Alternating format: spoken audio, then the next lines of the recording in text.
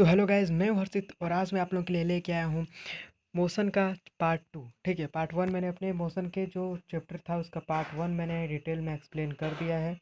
ये part two है, इसको भी मैं क्या करूँगा डिटेल में आपको एक्सप्लेन कर रहा हूँ। अगर आपको पार्ट वन देखना है तो आप डिस्क्रिप्शन में लिंक दिया हुआ है, जाकर आप पार्ट वन को देख सकते हैं। तो चलिए पार्ट वन स्टार्ट करते हैं। अगर वीडियो अच्छा लगा तो चैनल को सब्सक्राइब कर देना और बेल आइकन को हिट करके ऑल पे प्रेस करना मत भूलना। और अगर वीडियो अच्छा लगे तो लाइक ज़रूर कर देना, क्योंकि वीडियो बनाने में बहुत ही मेहनत लगता है ब्रो।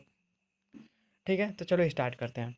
ये है Galileo Galilei Italian physics and astronaut, यानी कि ये एक आपको साइंटिस्ट है। ठीक है, ये क्या है, ये एक फिलोसफर है जिन्होंने क्या किया था, ये फिजिक्स के जो मोशन है इसके बारे में आपको क्या बताया था। ठीक है, मोशन के बारे में इन्होंने बताया था, मोशन का जो लॉ है। तो कौन से लॉ को इन्होंने बताया था उसको आइए यहाँ पर पढ़ के समझते हैं। ठीक है, formulated law of motion for object in free fall, यानी कि यहाँ पर जो लॉ मोशन का जो लॉ था ऑब्जेक्ट का, फ्री फॉल का जो लॉ था मोशन का, उसको क्या किया था इन्होंने डिटेल में एक्सप्लेन किया था और बताया था। ठीक है, तो क्या डिटेल में एक्सप्लेन करके क्या बताया था इसको आइए हम यहाँ पर क्या करते हैं आपको देखते हैं। तो इन्होंने पहला पॉइंट बताया था कि freely falling object in moving the freely under and influence gravity alone, यानी कि ऐसी कोई भी ऑब्जेक्ट नहीं है जो क्या होती है, जो ग्रेविटी से आपको दूर रह सकती है। ठीक है, अगर वो ग्रेविटी से दूर रहेगी तो वो क्या करेगी, वो गिर जाएगी। जैसे कि मानो अगर एक बॉल है, तो अगर हम बॉल को भी फेंकते हैं तो क्या करता है, ग्रेविटी उसे ऊपर जाने के बाद क्या करता है, इस जमीन पे लैंड पे उसे अट्रैक्ट करके उसे क्या करता है, नीचे ज़मीन पे ही खींच लेता है। क्यों नहीं, आप बॉल को फेंकते हो तो बॉल ऊपर ही उड़ने लगता है। ऐसा क्यों नहीं होता, क्योंकि आपके ग्रेविटी और ऐसी कोई भी चीज़ नहीं, एक छोटे पार्टिकल से लेके एक बड़े पार्टिकल तक हर एक पार्टिकल पे क्या होती है, ग्रेविटी आपको अप्लाई होती है। और ऐसा नहीं है कि व्यक्ति हैं या कोई मैन या वुमेन है उसी पे ग्रेविटी आपको अप्लाई होगा और जो लोग हैं उन पे क्या होगा, और उन लोगों पे क्या होगा, ग्रेविटी आपको अप्लाई नहीं होगा। ऐसी कोई बात नहीं है, ग्रेविटी हर एक सब्सटेंस पे अप्लाई होता है। ओके, अब यहाँ पर हम सेकेंड पॉइंट की बात करते हैं कि it does not depend upon the initial motion of the object. ठीक है, यानी कि ये डिपेंड नहीं कर सकता कि आपका इनिशियल मोशन ऑब्जेक्ट का क्या था।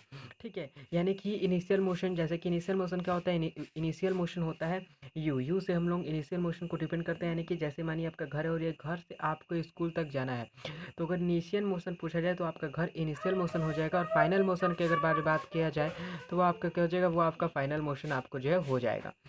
ठीक है, अब यहाँ पर आता है आपका थर्ड पॉइंट। तो थर्ड पॉइंट आपका दिया है कि ड्रॉप और रिलेज टू रेस्ट। ठीक है, यानी कि कोई भी ऑब्जेक्ट अगर रेस्ट पे है तो क्या है, वो आपको मोशन में ही है। रेस्ट पे यानी कि क्या, मानो कि आप ही हो, सोए हुए हो, तो सोए हुए हो तो आपको क्या कहेगा, आपको जब आप सोए हुए हो तो आपको कोई मोशन नहीं कहेगा, आपको क्या कहेगा, कोई भी क्या, आप खुद ही कहोगे कि मैं सोया जब था तो मैं क्या था, मैं आपको रेस्ट पे था। जब तुम उठ जाओगे, कोई वर्क करने लगोगे, तब क्या हो जाएगा तुम, तब आप तुम जो है मोशन में आपको हो जाओगे। ठीक है, तो यही आपको रेस्ट और मोशन का काफ़ी आसान चीज़ है। ठीक है, तो अब यहाँ पर थर्ड पॉइंट आता है कि थ्रो डाउनवर्ड। ठीक है, और थ्रो अपवर्ड, अगर कोई चीज़ को तुम ऊपर क्या करते हो, थ्रो करते हो, तो क्या होगा, वो आपको नीचे अपोजिट साइड में आने लगेगा। ठीक है, क्या करने लगेगा, अपोजिट साइड में आने लगेगा। ये दोनों पॉइंट का यही मतलब, और कोई ज़्यादा आपको समझने की दिक्कत नहीं है। काफ़ी इजी पॉइंट इन्होंने वो किए थे, तो इसको मैंने काफ़ी इजी में लिखा भी है कि आपको समझ में आ जाए। अब यहाँ पर आपको आता है, यह आपका आता है कि the acceleration of object free fall direct downward regardation in the initial motion. ठीक है, यानी कि कोई भी ऑब्जेक्ट को अगर क्या करते हैं, आप किसी भी ऑब्जेक्ट को अगर आप कहीं पे भी फ्री फॉल यानी कि छोड़ देते हैं, यानी कि मानिए आप बॉल को क्या करते हैं, बॉल को या कोई भी टॉय है उसको आप क्या करते हो, उठा के कहीं पे फेंक देते हो, तो वो क्या होता है, उसको फेंक देने के बाद वो क्या होता है, वो आपको डायरेक्टली डाउनवर्ड दिशा में आता है, यानी कि फिर वो ज़मीन पे आता है। यानी कि अगर उसको आपने क्या किया, अगर आपने उसको ऊपर यानी कि ऑफ साइड में अगर फेंका है तो डायरेक्टली आपको उसको नीचे लाना भी नहीं पड़ेगा, वो खुद से आपको क्या होता है, नीचे आ जाता है। यानी कि मान लो कि आप ही का पैर कभी फिसल जाता है तो ऐसा होता है क्या कि आप उड़ने लगते हो, नहीं, आप क्या होता है, अगर आपका कभी भी पैर फिसल जाता है तो क्या होता है, आप खुद ही ज़मीन पे गिर जाते हो।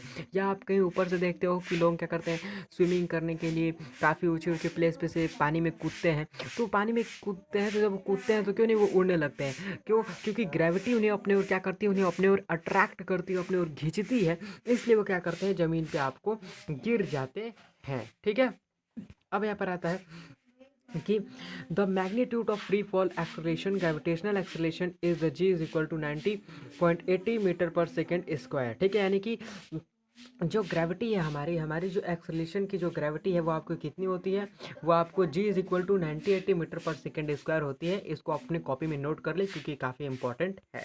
या आपके एग्जाम के एमसीक्यू क्वेश्चन एग्जाम में ये 100% आने वाला है, क्योंकि ऐसे क्वेश्चन बहुत देखने को मिलते हैं कि मीटर पर स्क्वायर में ग्राम से वो कितना दिया हुआ था, तो वो दिया हुआ था 9.8। ये आपको लिख लेना है। अब यहाँ पर जी is decrease the increase altitude, यानी कि जी जिसको जी हम क्या कहते हैं, मानो कि फॉर्मूला हो गया, तो फॉर्मूला मैं आपको समझा रहा हूँ। तो जी हम क्या कहते हैं, तो g is increasing and decreasing altitude. G वो चीज़ होता है जिससे आप क्या होता है, कोई भी चीज़, यानी कि आप दौड़ रहे हो तो उससे क्या हो रहा है, आपका पावर अभी इंक्रीज हो रहा है। आप खूब तेज़ का पहले जब स्टार्ट किए थे दौड़ना तो आप खूब तेज़ का दौड़ रहे हो, बट धीरे धीरे धीरे धीरे आप क्या हो रहा है, आपकी जो स्पीड है वो क्या हो रही है, घट रही है। तो जब आपकी स्पीड जब घटने लगती है तो वो क्या होता है, वो आपकी पहले तो डिक्रीज होने लगी, उसके बाद इंक्रीज हो गई। और पहले मानो कि आप बहुत ही डिक्रीज, यानी कि लोग धीरे धीरे वॉक करते चलते हैं, धीरे धीरे वॉक करते चलते हैं, और फिर लास्ट में खूब फास्ट से वो क्या करने लगते हैं, दौड़ने लगते हैं। तो उस चीज़ को क्या कहते हैं, increasing, G is decrease with increasing altitude. ठीक है। अब आते हैं आगे वाले पॉइंट में कि g is vary to latitude height and depth on the earth surface. और जी किस चीज़ को डोनेट करता है, जी डोनेट करता है आपके लैटिट्यूड को, हाइट को और डेप्थ को। ठीक है। अब आते हैं नीचे, 9.80 metre per second is average the earth surface. और 9.80 मीटर पर सेकेंड जो ये एवरेज है अर्थ सरफेस का। ठीक है, क्या है ये, क्या है ये, आपको एवरेज है अर्थ सरफेस का। यानी कि कोई भी इससे क्वेश्चन आता है, आ जाएगा कि अर्थ का एवरेज कितना है, या how to find earth average to use formula, इस तरह करके 3-4 क्वेश्चन बना के आ जाता है। एक ही क्वेश्चन रहेगा कि आप कैसे फाइंड कर सकते हो अर्थ के एवरेज को, या कहते हैं कि 9.80 मीटर सेकंड पे अर्थ का एवरेज कितना है। इस तरह करके आपको क्वेश्चन आने लगते हैं। ठीक है।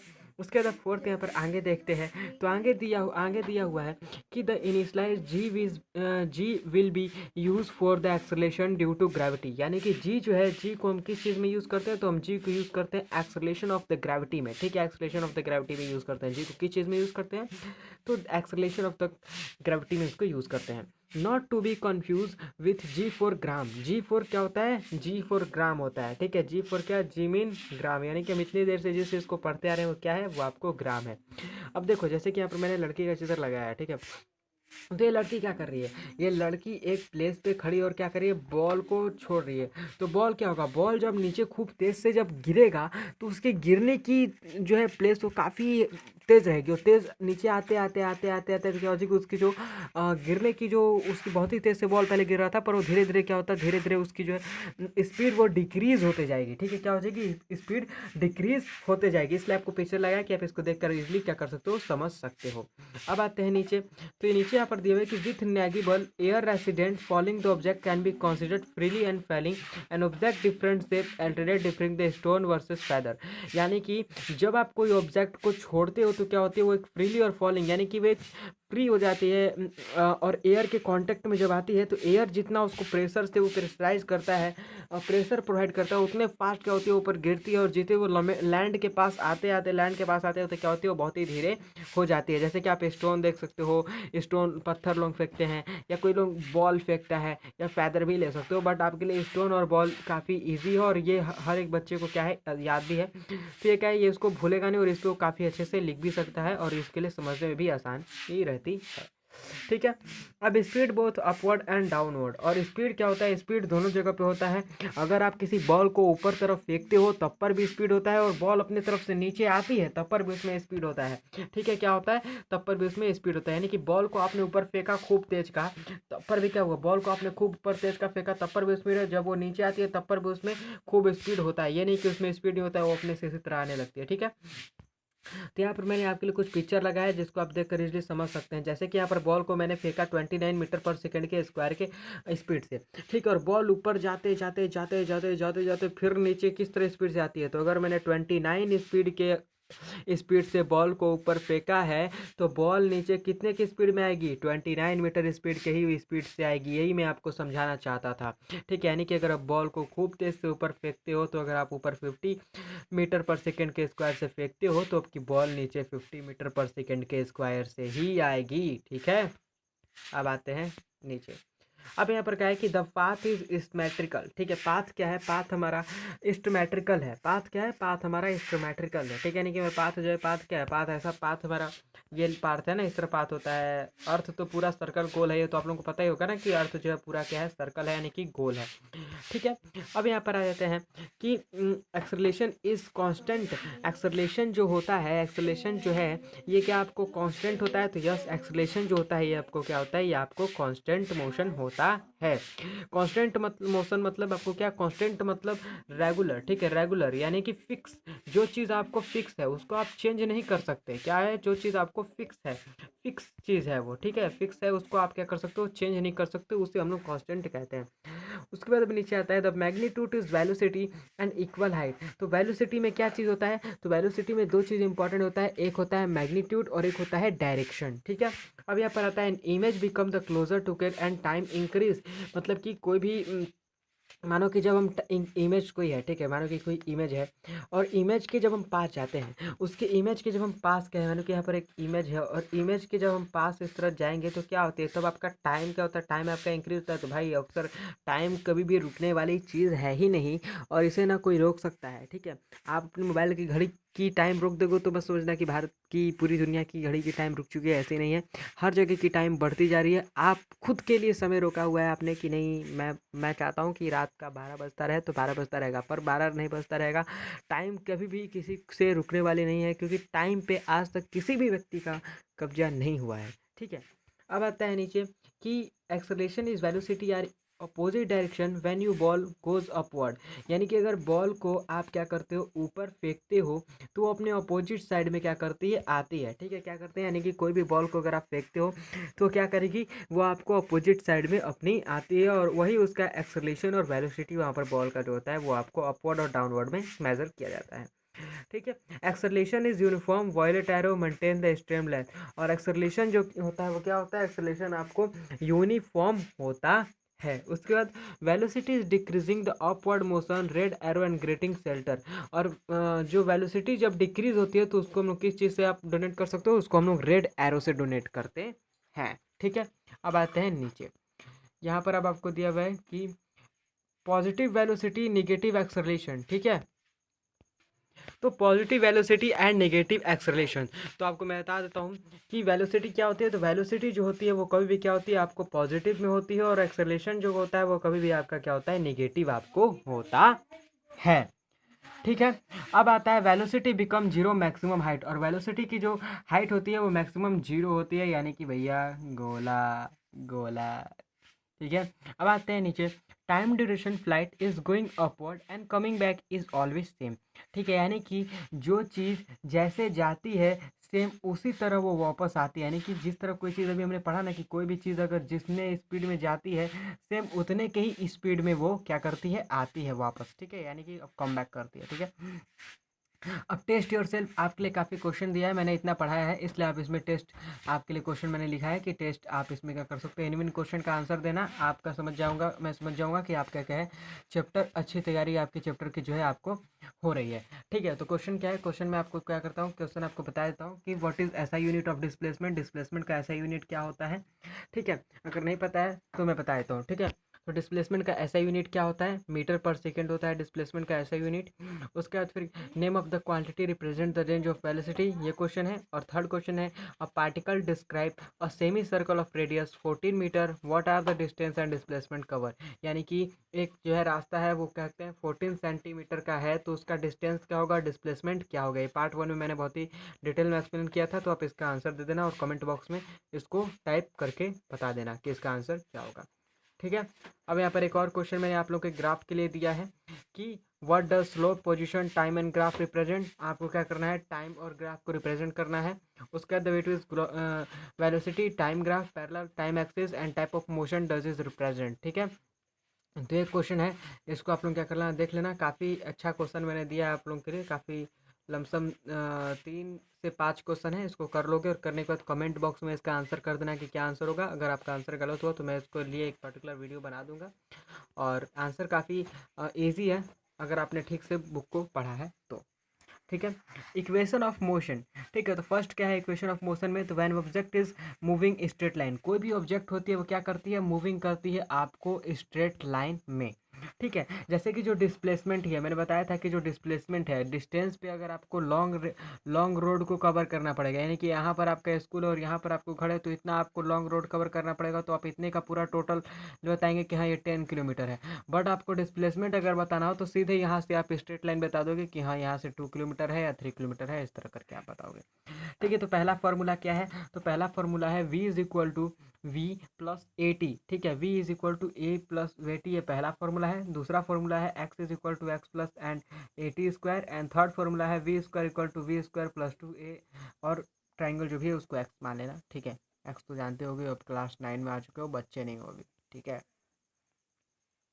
अब आते हैं average acceleration describe fast the velocity is changing the respect to time, ठीक है। और वेलोसिटी क्या होता है, वेलोसिटी क्या करता है, तो वेलोसिटी आपके चेंज कर देता है, ठीक है, with the respect of time को चेंज कर देता है, उसी को हम लोग क्या कहते हैं, उसी को हम लोग वेलोसिटी कहते हैं, ठीक है। उसके बाद यहाँ पर वेयर क्या है, सेकेंड आपको है कि एवरेज एक्सेलरेशन क्या होता है, तो v change in velocity, x is displacement और टी इज एक्सप्लेसेस ऑफ टाइम, ठीक है। यानी कि वी से हम किस चीज़ को डोनेट करते हैं, तो वी से हम वेलोसिटी को, एक्स से हम डिस्प्लेसमेंट को, और टी से हम टाइम को क्या करते हैं, डोनेट करते हैं, ठीक है। यानी कि टी है, इससे हम टाइम को डोनेट करेंगे, एक्स को हम डिस्प्लेसमेंट को डोनेट करेंगे, और वी को हम वेलोसिटी से डोनेट करेंगे, ठीक है। तो इस तरह क्वेश्चन में कभी पूछा जाता है कि वेट विज रिप्रेजेंट, इस तरह क्वेश्चन आपसे पूछ दिया जाएगा कि कोई क्वेश्चन पूछ दिया जाएगा और वहाँ पर आपको लिख दिया जाएगा टी, आपको कंफ्यूज करने के लिए वहाँ पर आपको एक्स लिख दिया जाएगा, वहाँ पर आपको वी लिख दिया गया, तो वी नॉट बी कंफ्यूज, ठीक है। आपको जाना है और इजिली आंसर देकर आना है, और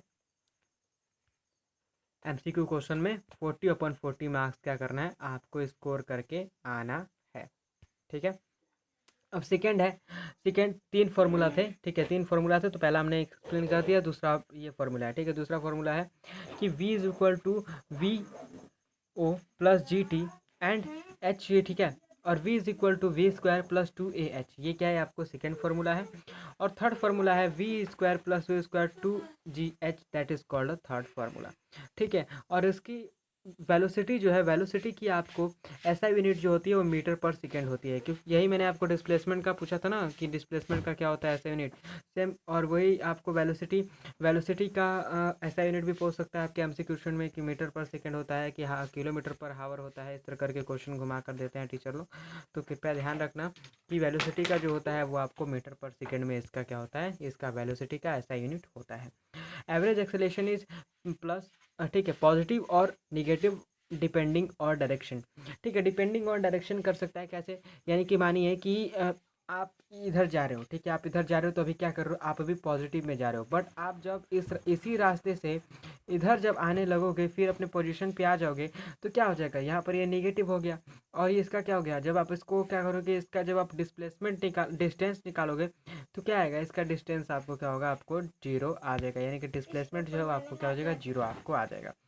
स्टेनस एक्सेलेरेशन ये हमारे टॉपिक में नहीं है, इसलिए इसको मैं डिपेंड नहीं करूँगा। मैंने पार्ट 1 में बताया था कि हमारे इससे रिलेटेड ना कोई हमारे एमसीक्यू क्वेश्चन आएंगे और ना इससे रिलेटेड कोई हमारे एक्सरसाइज में कोई क्वेश्चन या आंसर है, और इसको मैं नहीं पढ़ाना चाहता, ठीक है, क्योंकि ये आपके लिए इम्पोर्टेंट नहीं है और टाइम बहुत ही इम्पॉर्टेंट है, तो इसलिए मैं टाइम को बर्बाद नहीं करना चाहता, ठीक है। तो ये भी यहाँ पर मैंने आपको क्वेश्चन दिया है कि यूनिफॉर्म मोशन क्या होता है, a car stop the apply brake and the final velocity, आपको फाइनल वेलोसिटी बताना है कि एक कार अगर चल रही है और वो जस्ट ब्रेक दे देती है, ब्रेक दे देती है, तो उसकी फाइनल वेलोसिटी क्या होगी, तो उसकी फाइनल वेलोसिटी आपको जीरो होगी। अगर कोई भी कार अगर चल रही है और चलने के बाद एक बाइक यानी कि वो डायरेक्टली अपने ब्रेक को पुश कर देते हो, तो उसकी फाइनल वेलोसिटी क्या होती है, उसकी फाइनल वेलोसिटी जीरो हो जाती है।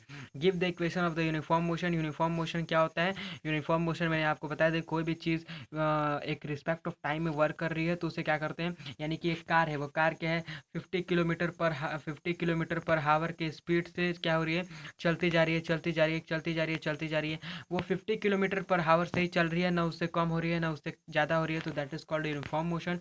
और अगर वो 50 किलोमीटर से चल रही है, फिर कुछ देर बाद वहाँ पर अगर जाम लग जाए तो वहाँ पर क्या होती है वो 10 किलोमीटर पर हावर से क्या हो चलने लगती है। फिर कहीं पे वो क्या होती है 20 से चलने लगती है, कहीं पे वो 90 किलोमीटर पर रास्ता ज़्यादा खाली हो गया तो वहाँ पर चलने लगती है। तो इसे क्या होता है नॉन यूनिफॉर्म मोशन होते हैं। और आपकी कार या मोटरसाइकिल या साइकिल जो भी होती है वो नॉन यूनिफॉर्म मोशन पे चलती है, वो यूनिफॉर्म मोशन पे नहीं चलती है। क्योंकि अगर कहीं पे आपको जाम हो गया तो वहाँ पे आप अपनी साइकिल को स्लो कराएंगे। अगर कहीं पे पूरा रास्ता फ्री हो गया खाली है तो अपन क्या करते हो अपने साइकिल को खूब तेज चलाते हो, तो वहाँ पर क्या होता है वो आपको क्या होता है नॉन यूनिफॉर्म मोशन आपको होता है। और आप क्या करते हो अपनी कोई साइकिल को धीरे धीरे धीरे धीरे चला रहे हो तो क्या है वो आपको यूनिफॉर्म मोशन है।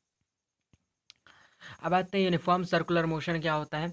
तो that is the motion object move the circle fix speed and direction change the time and velocity change is called the acceleration motion. That is acceleration is the contribution action directed to the centre. ठीक है, तो यही मैंने जो आपको बताया same वही है यूनिफॉर्म सर्कुलर मोशन में। इसमें ये कहा जा रहा है कि आपको जो है आप कोई भी चीज़ को चेंज करते हो, यानी कि कोई भी स्पीड स्पीड स्पीड आपका घट जाता है या बढ़ जाता है या आपके डायरेक्शन को आप चेंज कर लेते हो तो क्या होती है आपको वेलोसिटी वहीं से क्या होती है चेंज हो जाती है। और वहाँ से आपका क्या होता है मोशन आपको अलग हो जाता है। ठीक है, यानी कि जैसे कि मानो मैं यहाँ से क्या कर रहा हूँ, मैं यहाँ से सीधे जा रहा हूँ और जाने के बाद सीधे मैं इस तरह क्या होता है मैं इस तरह मुड़ जाता हूँ। तो मुड़ जाने से क्या होती है मेरी वेलोसिटी अब यहाँ से क्या हो जाएगी चेंज हो जाएगी और एक्सेलरेशन जो है वो भी मेरी क्या हो जाएगी आपको चेंज हो जाएगी। ठीक है, अब यहाँ पर है what change the contribution uniform motion. आपके लिए क्वेश्चन दिया है कि यूनिफॉर्म कंट्रीब्यूशन मोशन कैसे चेंज करते हैं। चेंज द कंट्रीब्यूशन यूनिफॉर्म का सर्कुलर मोशन।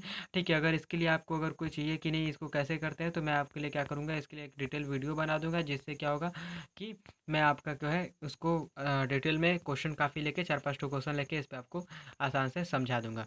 ये 1 मार्क क्वेश्चन है जो आपके लिए एमसीक्यू लिए काफ़ी इंपॉर्टेंट है। तो can you displacement zero if the zero is not zero. क्या आपका डिस्प्लेसमेंट और डिस्टेंस जीरो हो सकता है या नहीं हो सकता है, इस पर आपको बताना है यस या नो। ठीक है, और 1 मार्क क्वेश्चन है। और can you distance travel the object smaller than the magnitude is displacement. तो क्या होगा मैग्नीट्यूड, अगर कोई भी डिस्टेंस को हम कवर कर रहे हैं तो उसका मैग्नीट्यूड आपको क्या होगा। थर्ड क्वेश्चन है particle is moving uniform velocity what is the acceleration. ठीक है, फोर्थ क्वेश्चन है what can you speed object is distance time graph. Distance time graph आपको बता के बताना है, जैसे कि जैसे कि आपकी गाड़ी यूनिफॉर्म मोशन में चल रही है तो क्या हो रहा है यहाँ पर अगर 50 किलोमीटर है तो आप इस तरह ग्राफ बनाएंगे और ग्राफ पे क्या करेंगे इस तरह आप डायरेक्टली इस तरह करते जाएंगे, क्योंकि आपकी गाड़ी जो है यूनिफॉर्म मोशन पे चल रही है। मानिए आपकी गाड़ी पे 1450 पे है तो आपकी गाड़ी 50 पे है, 50 से नीचे आ जाएगी फिर कभी ऊपर चल जाएगी फिर इस तरह इस तरह फिर इस तरह हो जाएगी फिर नीचे आ जाएगी। इस तरह की होती है आपकी गाड़ी की चल सकती है। तो break in elephant free fall and common there the motion. ठीक है, common there the motion when the velocity through the vertical upward and highest point आपको बताना है। उसके बाद can velocity acceleration point the opposite direction and define acceleration. Acceleration क्या है और एक्सेलरेशन के फॉर्मूला को याद कर लीजिएगा, वेलोसिटी के फॉर्मूला को याद कर लीजिएगा। और what is the non uniform motion. ठीक है, नॉन यूनिफॉर्म मोशन क्या होता है इसको क्या करते हैं इसको आप जरूर बताइएगा uniform and non uniform motion को। और उसके बाद यहाँ पर 2 मार्क्स के क्वेश्चन है जिसको what is the scalar and vector quantity क्या होता है। ठीक है, स्केलर क्वांटिटी क्या होता है वेक्टर क्वांटिटी क्या होता है। ये आपको फिजिकल क्वांटिटी के दो पार्ट हैं scalar and vector quantity. Scalar में आपको magnitude and direction only magnitude only important होता है और वेक्टर में मैग्नीट्यूड और डायरेक्शन दोनों आपको जरूर होता है, उसी को हम लोग क्या कहते हैं स्केलर एंड वेक्टर क्वांटिटी कहते हैं। फिर रिटार्डेशन क्या होता है, रिटार्डेशन आपको मैंने बताया है, आप उसको जाकर डिटेल में समझ सकते हैं। मैंने पार्ट 1 के लिंक में इन सब पार्ट 1 के वीडियो में काफ़ी अच्छे से इन सबको डिटेल में एक्सप्लेन किया है।